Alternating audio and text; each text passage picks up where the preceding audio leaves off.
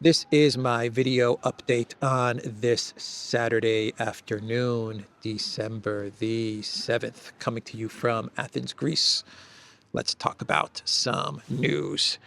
And let's talk about the big story from yesterday, for today as well, which is the cancellation of the elections in Romania. So yesterday, the courts in Romania, they canceled the second and final round of the presidential elections. And the reason that they gave for canceling the elections was Russian TikTok interference. Russian TikTok meddling, whatever, on the side of Georgescu. That's the reason that they gave for canceling the elections. Actually, the elections are going to have to be rerun. We're going to have a do-over of the elections, I believe, in 3 months or something like that. Enough time for the globalists and the EU kleptocrats to smear Georgescu and to, I don't know, maybe indict him or try to prevent him from running for president. So they're going to give them about 3 months. The court is going to give 3 months so that the globalists can try to sideline Georgescu and prevent him from winning the elections in Romania. But yeah, the second and final round canceled, just like that. Canceled. Because of TikTok in Russia. Chinese-owned TikTok. Chinese-owned TikTok being manipulated by Russia. Oof. That's evil, man. That is evil. Very evil. Russia, election interference. Christopher Steele. Moscow. Ritz-Carlton. P-Tape. Russia. Russian interference. Professor Mifsud. Stefan Halper. Alexander Downer or Downing or whatever his name was. Russian interference. It never gets old, does it? The Russia election interference never gets old. Well, now we have the TikTok flavor of Russian election interference. Because everybody knows that TikTok decides elections. Everyone knows that. Whatever TikTok says, that's what's going to happen in the elections. Whichever way TikTok leans is the way that the elections are going to go. That's how powerful TikTok has become. And everyone also knows that if there's one country that understands short video election TikTok marketing, it's Russia, man. It's the Putin. Russians are the masters of 1 minute video TikTok election marketing. I mean the freaking masters. No one even comes close. So yeah, the court says that they got some documents and they looked over those documents again. Keep in mind that the courts just a week ago, they said that there was no problem with the elections. Even the TikTok CEO or the TikTok spokesperson actually told the European Union that TikTok has seen zero evidence of election interference or manipulation. They've seen nothing like that in Romania. But it doesn't matter. The courts, they saw nothing a week ago, but then they looked over everything again, and they looked over the evidence and documents, and they found something like 25,000 TikTok accounts. And some of those accounts were being used against Romanian election law or something like that. And I imagine the IPs were were foreign IPs outside of Romania. It must have been Russia. And those accounts, they made all the difference, right? those IP addresses, they made all the difference. And so the court looked at the evidence, and they just came to the conclusion, you know what? We have to redo the freaking elections. We have to redo them. Yeah, we have no other choice. There is no other choice but to redo the elections. So the real reason that they canceled everything is because they were freaking out. The globalists, the European Union, was in freak out mode. Freak out mode because the latest polls, they showed that Georgescu was at 63%, and the pro-EU, pro-NATO, pro-war Elena Lasconi was at 37%. So they saw these polling numbers and they freaked out. And it was Friday, 2 days before the elections were about to take place. We were supposed to have the elections tomorrow on Sunday. And they said, no, we just can't risk it. Call them off. Call off the elections. He's at 63%. She's at 37%. Even if there's polling errors of 4 or 5 points, we're way down. Call it off, because they cannot risk having an anti-war candidate winning the elections in Romania. And Georgescu, he was interviewed by the BBC a couple of days ago, and they asked him, are you anti-EU? Are you anti-NATO? And he said, no. He said, I'm not anti-EU and I'm not anti-NATO. I'm just pro-Romania. He said, I want to put Romania first, so I don't want to, he told the BBC, I don't want to continue with the conflict in Ukraine. He's right. Ukraine has lost anyway. Why throw more money at Elensky? It's over. Ukraine has lost. Why waste money and resources on this failed project? He said, I don't want to focus on war. I don't want to focus on Project Ukraine. I just want to focus on Romania. But he said, I'm not anti-EU and I'm not anti-NATO. I'm just Romania first. And he's anti-war. In general, his rhetoric is anti-war. And there was no way that the EU, that NATO, that the US would risk this guy winning. No freaking way. Romania is just too damn important to them. Look at a map and you figure out why Romania is so important to them. It's right there on the Black Sea. You got Ukraine there, you got Belarus there, Russia's close by, you got US missiles there. You have the biggest NATO base, which is being built in Romania. The biggest NATO base is being built in Romania. A huge NATO base. There was no way they were going to risk all of that investment on Georgescu. So they just canceled the elections, just like that. The precedent has now been set in Europe, in the EU, maybe even in the collective West.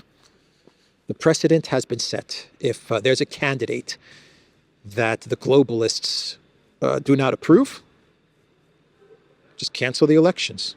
Just cancel it. What's the excuse that we're going to give? I don't know, TikTok, Russian interference, whatever. Telegram, Russian interference, Facebook, Russian interference, MySpace, Friendster, Russian interference. It doesn't matter. Just make up some stupid excuse like that. And there are people that actually believe it. There are still people that actually buy into the Russian TikTok interference in Romania.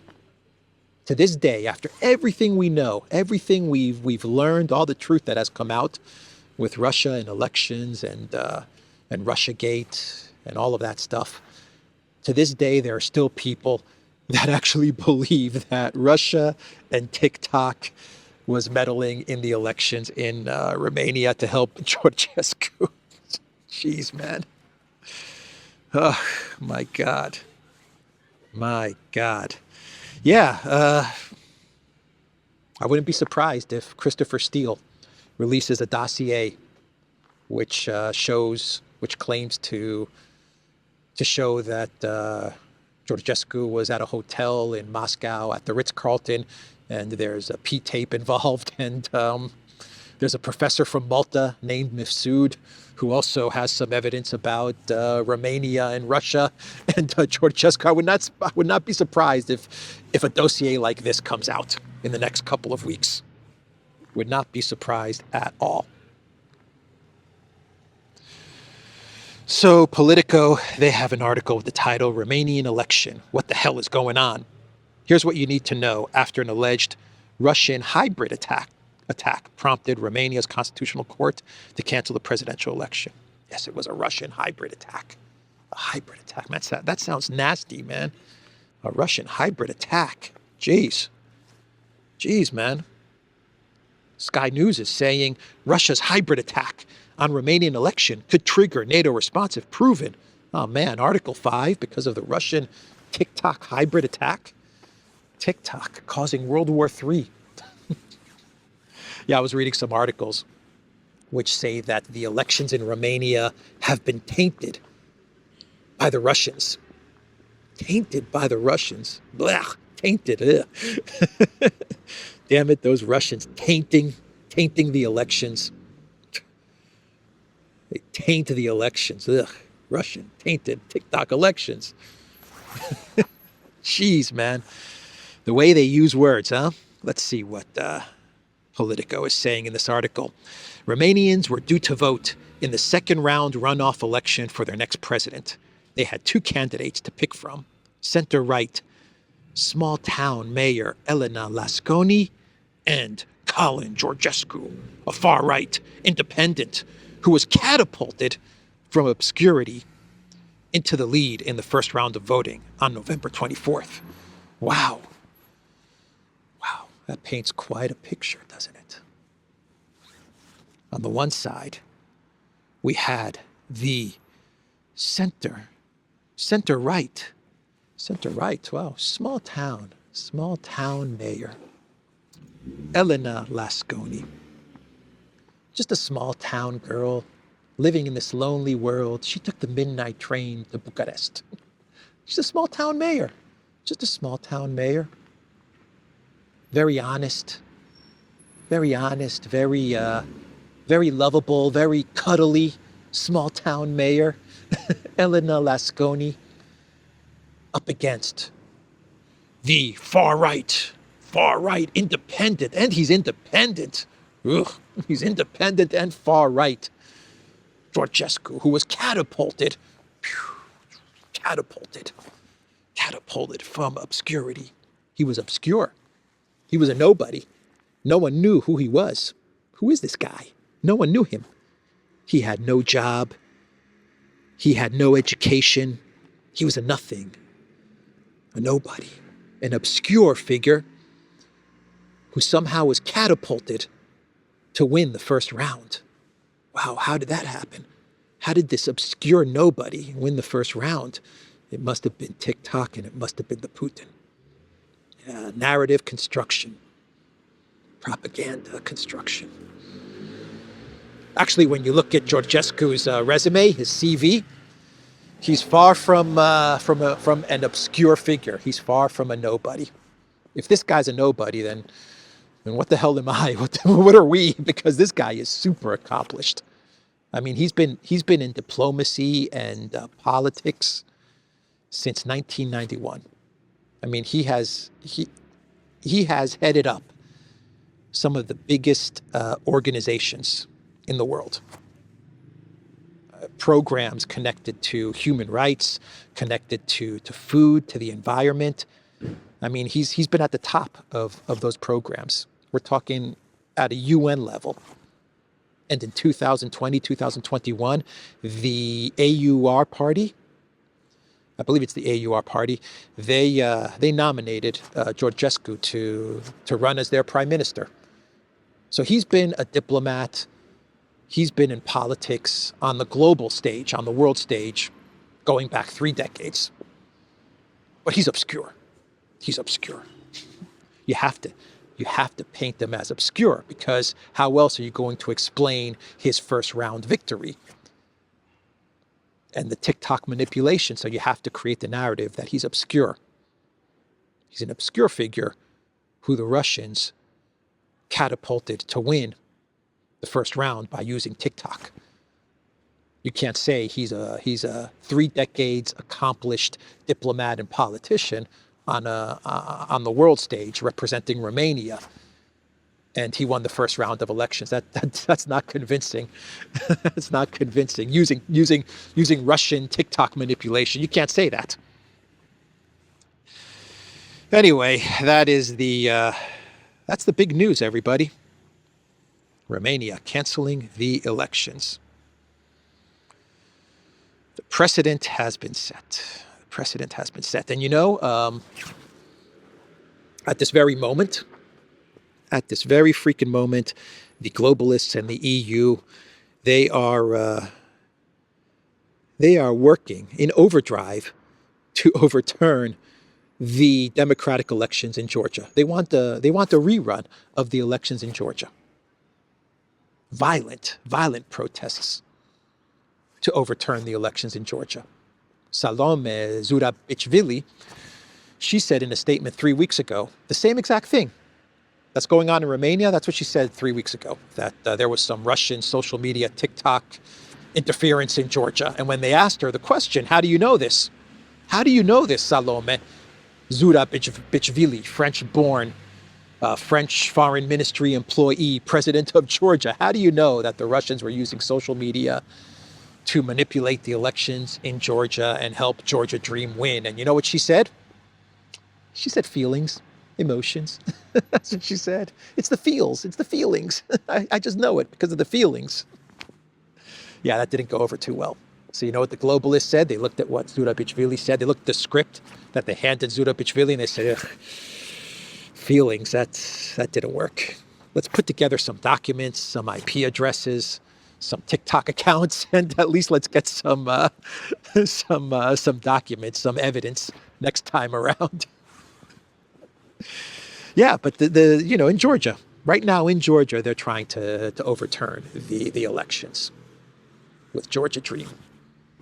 Very violent protests. Yesterday, you had more protesters.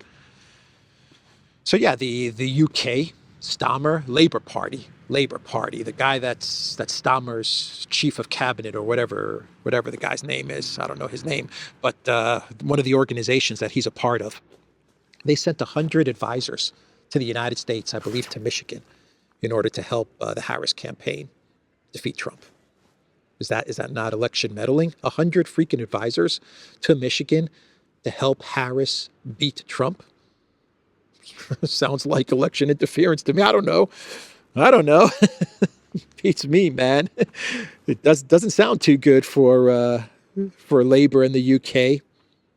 Yeah, Macron, he came in second place or third place in the elections in France, and he's the president. What a weird democracy in the collective West, huh? What a strange democracy we have. Those values in the collective West. Very strange. Very odd how the values and the democracy works in the collective West. Elensky canceled elections in Ukraine a year ago. He canceled them. And then he put in prison political opposition. And he's a defender of democracy. He's defending democracy. He's Churchill fighting for democracy. Lock up my political opposition. Cancel the elections. I'm Elensky, protector of democracy. Oh, boy. Maya Sandu in Moldova. How did she win? She was losing until the final couple of hours of counting the votes. And all of a sudden, you got all of these votes coming from Moldovans not living in Moldova, from the diaspora. They're the ones that helped Sandu win. She was losing with the voters living in Moldova, and she remains president thanks to Moldovans who aren't even living in the freaking country. And they pushed her over the top.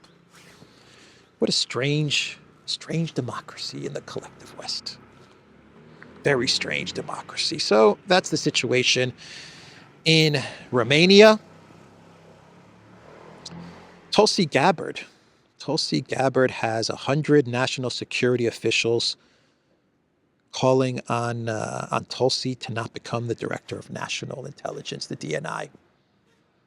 since we're talking about Russiagate and Ukrainegate and Steele and Mifsud and Halper and Robert Mueller, since we're talking about all of that stuff, how it's related to what's going on in Romania, how about 100 intel officials writing a letter calling on Trump to not appoint Tulsi Gabbard as DNI? Have we not seen a letter signed by intel officials, 51 or 52, whatever intel officials, a letter talking about a certain laptop as being Russian disinformation? Have we not seen this script play out before? Do they not have other scripts, other scenarios, other screenplays, other narratives, the script writers in DC and London and LA? Or are we just going to have the whole Russia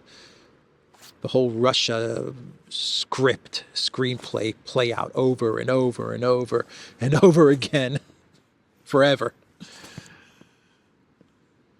Yeah, so they're trying to get Tulsi removed as the DNI, as Trump's DNI. And they're turning to the security intel, writing a letter.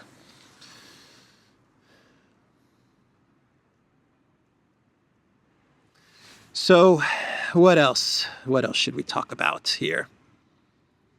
How about we look at Erdogan and Syria and HTS, the terrorist organization, the jihadi terrorist organization known as HTS. They're being rehabilitated from terrorist organization to rebels like Luke Skywalker and Princess Leia, the rebels of HTS. Erdogan, he said in a statement that he's all for HTS advancing in Hama, advancing towards Homs, taking Damascus. That is what Erdogan said the other day. Idlib, Hama, Homs, and the target, of course, is Damascus. The opposition's march continues, the Turkish president was quoted as telling reporters in Istanbul. Our wish is that this march in Syria continues without accidents or disasters, he added. Ankara made a call to Damascus to determine the future of Syria together, according to Erdogan, but did not receive a positive response. While Erdogan has expressed his commitment to the territorial integrity of Syria, he also said that the legitimate opposition needs to be heard. So yeah, Erdogan wishing good luck to the terrorists in Syria. Are you going to tell me that Turkey's not behind HTS? Of course they're behind HTS. Of course they are. This is Erdogan's game. He's going to be meeting, well, his foreign minister is going to be in Astana at the Astana format, which concerns Syria, meeting with Lavrov, Russia, and Iran. And Erdogan, he's putting his demands out there with this statement. He is saying that if I don't have, as Turkey, as Erdogan, if I don't have leverage over Syria, if I don't have some sort of control over Syria, well, then I'm just going to be calling on HTS to continue to move forward, to advance all the way to Damascus. These are his demands. That's what this statement from Erdogan is saying. So that's simple. He wants some control, a considerable amount of control over Syria. And if he doesn't get that control, that's what he's going to ask for in Astana. If he doesn't get that control, he's going to continue to push HTS to go all the way to Damascus and remove Assad and collapse Syria. The question is, can Assad remain as the leader of Syria, given everything that has happened? I don't know. Even if Russia and Turkey and Iran work something out to preserve Syria, can Syria be preserved with Assad as the leader? And does Erdogan still have this much control over HTS? do they still have control over HTS and the HTS terrorist leader Al-Jolani, or whatever his name is? Because it seems to me that Al-Jolani, he's becoming Elensky #2. They're starting to shape Al-Jolani into an Elensky type figure. When I mean they, I mean the three-letter agencies and the United States, the deep state.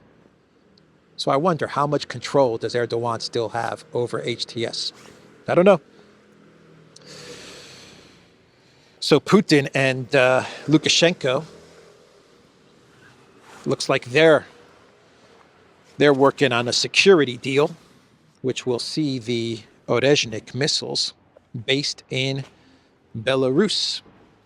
It looks like we're going to get some ODYSEE deployed to Belarus in the second half of 2025. Now, I believe from Russia, where were they launched? From the Astrakhan region? Is that what it's called? In Russia. Yeah, they were launched from there to Dnipro. I believe it took, 15 minutes or 20 minutes? Is that timing right? But the estimations were that if they were launched from this region in Russia, the Orezhniks would be able to strike locations in Europe in 10 minutes, in 15 minutes, in 20 minutes. What would happen if they were based in Belarus? What does that mean for Poland, for the Baltics? 2 minutes? 4 minutes? Second half of 2025. What does that tell me? That tells me that the Trump administration has until the second half of 2025 to resolve their issues with Russia. That's what it tells me. They have until the second half of 2025 to deal with Russia, to come to some sort of a solution with Russia. In France, Macron is going to be meeting with Trump. He's also going to be meeting with Elensky. They're traveling to Paris for the unveiling of the Notre Dame, the renovated, restored Notre Dame. A big event today, actually. And Trump has been invited. I believe Elensky was invited. Macron's going to meet with Elensky. He's also going to meet with Trump. I don't know if Trump is going to meet with Elensky as well. I have no idea. But this has been announced that Macron will be meeting with both of these individuals, the president of the United States and the clown puppet actor president of Ukraine. And Politico is saying that if there's one leader that Trump gets along with in Europe that can convince Trump to remain committed to Europe, to NATO, and to Project Ukraine, it's Macron. Macron's got a shiny new Notre Dame, and it's sure to dazzle Trump. Emmanuel Macron realizes when all else fails that he can flaunt France's pomp and ceremony. He also knows that if there's one man on the world stage who will lap it up, it's Donald Trump. Actually, Politico calls the relationship between Trump and Macron a bromance. It says the ancient Paris cathedral has been restored to its former glory. Saturday's reopening ceremony will become just another chapter in the bromance between the two presidents. Trump and Macron in a bromance. Olaf Scholz said he had a call with Trump, and he believes that he can get Trump to stay committed to Project Ukraine, to Europe, to NATO, but most importantly to Project Ukraine. That is what the pirate believes. Scholz tells journalists joint strategy on Ukraine possible with Trump. All of a sudden, the EU leaders, they're kissing some Trump butt, huh? I mean, they are kissing some Trump butt. Macron, Scholz, 6 months ago, They were making fun of Trump. All of them, including Macron, including Schultz. They were calling Trump the nastiest of names. I mean, the nastiest of names. Now we're talking about a bromance between Macron and Trump. Schultz saying that he can talk to Trump, that he can get Trump on board with Project Ukraine the way the Europeans see Project Ukraine. He can convince Trump to go along with the EU's vision for Project Ukraine, according to the pirate Schultz. It is true, to be fair to Politico, it is true that for some weird, strange reason, I don't know why, Trump does like Macron. I don't know why, I can't explain it, but for some weird reason, Trump, if there's one EU leader that Trump actually likes, it's Macron. This is true. This is definitely true. So let's do some clown worlds and we will wrap this video up because it is now starting to rain. Biden was lighting the Christmas tree yesterday and something happened to Biden's hair. Or was it Doc Brown? I don't know if it was Doc Brown from Back to the Future or Biden, but the New York Post, they have photos of Biden's hair. And the title says, "Bah humbug, Biden shocks with long, wispy hair at White House Christmas tree lighting. Ghosts of corruption past, present, and future." The Telegraph has an article with the title, "Pictured Joe Biden's hair-raising moment at Christmas tree lighting ceremony." Marty McFly. We're going back to the future. And the final clown world, Elensky and the HTS terrorist. Elensky and the HTS terrorist. That's right. Al-Jolani. Same look, same outfit, wearing the green. Yeah, you're telling me that Al-Jolani is not being reinvented in the image of Elensky? Absolutely. Absolutely. Head-chopping ISIS terrorist Al-Jolani. When you go back into his past, this guy was a nasty guy. But you know what? He was in a U.S. prison, Al-Jolani. I didn't know that. He was in a U.S. prison for like 4 or 5 years, and then he was released. I wonder what they did to him in that prison. I wonder what they convinced him of. I wonder what they got him to sign up for as he was being held by the U.S. 3-letter agencies.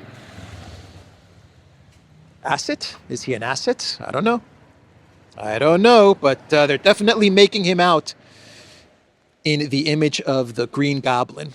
And the Telegraph, they have an article with the title, "Bashar al-Assad's regime will not survive long if rebels keep on the rebels. Syria is now well and truly split, and the organized, diverse, friendly rebels have momentum." Yeah. They're not terrorists. They're not jihadists. They're rebels. And Al-Jolani, he's just a guy wearing green, right? Just a guy wearing green, looking to bring some of that collective West democracy to Syria, right? Anyway, that's the video, everybody. Oh, the propaganda, the manipulation and the propaganda. Sometimes I just get tired of it all. Don't you get tired of it all? theduran.locals.com. We are on Rumble, ODYSEE, BitChute, Telegram, and Rockfin. Go to the Duran shop, pick up some merch, like the bomber jacket I'm wearing today. The link to the Duran shop is in the description box down below. Subscribe to this channel. Help me reach 223,148 subscribers. I know I can get there with your help. All right, take care.